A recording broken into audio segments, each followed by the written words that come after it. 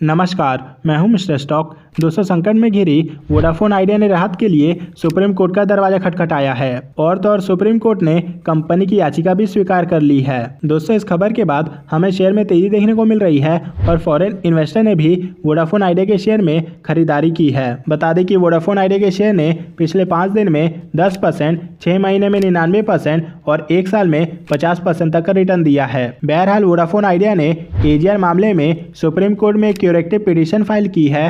दरअसल कंपनी का कहना है कि सुप्रीम कोर्ट ने साल 2019 में अपने फैसले में जो कंपनी के ऊपर पेनल्टी लगाई थी वो और उसके इंटरेस्ट का अमाउंट इतना ज़्यादा है कि कंपनी अगर उसे चुकाने का प्रयास करती है तो ऐसे में कंपनी का वजूद खत्म हो सकता है। दोस्तों, अभी के समय में वोडाफोन आइडिया ने जो याचिका दायर की है उसमें वोडाफोन आइडिया ने कहा है कि वो पहले से ही आर्थिक मुश्किल से गुजर रही है और कंपनी के लिए इतना बड़ा अमाउंट देना मुमकिन नहीं है। साथ ही कंपनी ने यह भी दलील दी है कि मौजूदा आर्थिक संकट के चलते कंपनी को खुद को बचाने के लिए मुश्किल का सामना करना पड़ रहा है। इस याचिका में कहा गया है कि कंपनी पहले से ही आर्थिक मुश्किल में है, कंपनी को खुद को बचाने के लिए मुश्किलों का सामना करना पड़ रहा है। याचिका में आगे कहा गया है कि सुप्रीम कोर्ट के फैसले के डिमांड में किसी तरीके की क्लैरिकल और अर्थमेटिकल एरर के करेक्शन पर रोक, हजारों करोड़ रुपए के चुकाए जाने वाले अमाउंट में किसी तरीके की कमी में फोरक्लोजर और उसके बाद पेनल्टी पर पेनल्टी और इंटरेस्ट लगा देना सही नहीं है। दोस्तों, यहाँ पे वोडाफोन आइडिया का कहना है कि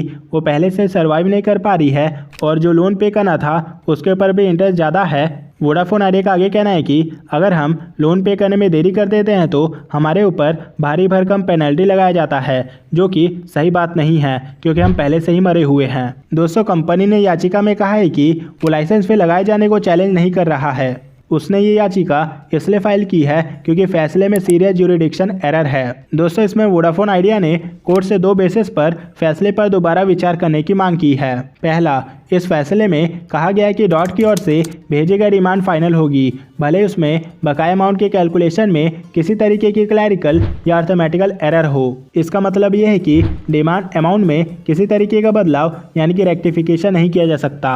आसान शब्दों में कहें तो वोडाफोन आइडिया का इस याचिका में कहना है कि अगर हम लोन पे करने में लेट हो जाते हैं तो हमारे ऊपर भारी भरकम पेनल्टी नहीं लगाई जाए, और अगर हम 1-2 इंस्टॉलमेंट में फेल हो जाते हैं पैसा पे करने में और अगर हम तीसरे इंस्टॉलमेंट में पैसा पे करते हैं तो हमारे ऊपर कोई कार्रवाई ना की जाए। दोस्तों, दूसरा बेसिस जिसमें वोडाफोन आइडिया ने वापस कोर्ट को विचार करने को कहा है वो ये है कि जब तक पेनल्टी पर इंटरेस्ट का मामला है तो सुप्रीम कोर्ट ने इसे इस गलत धारणा के आधार पर लगाया है कि वोडाफोन आइडिया ने जब कोर्ट में ग्रॉस रेवेन्यू और AGR के डेफिनेशन को चुनौती दी थी तब उसके पास इसके लिए कोई सही बेस नहीं था। याचिका में कहा गया है कि उस समय पार्टीज के बीच असल विवाद था। वोडाफोन आइडिया ने अपने कानूनी आधार का इस्तेमाल करते हुए इस मामले में अपना पक्ष रखा था। बता दें कि TDSAT ने इस मामले में कंपनी के पक्ष में फैसला दिया था, जो ये दिखाता है कि पेश की गई चुनौतियां बेमानी नहीं थी या प्रोसेस का दुरुपयोग नहीं था। दोस्तों, वोडाफोन आइडिया ने दलील दी है कि पेनल्टी पे पेनल्टी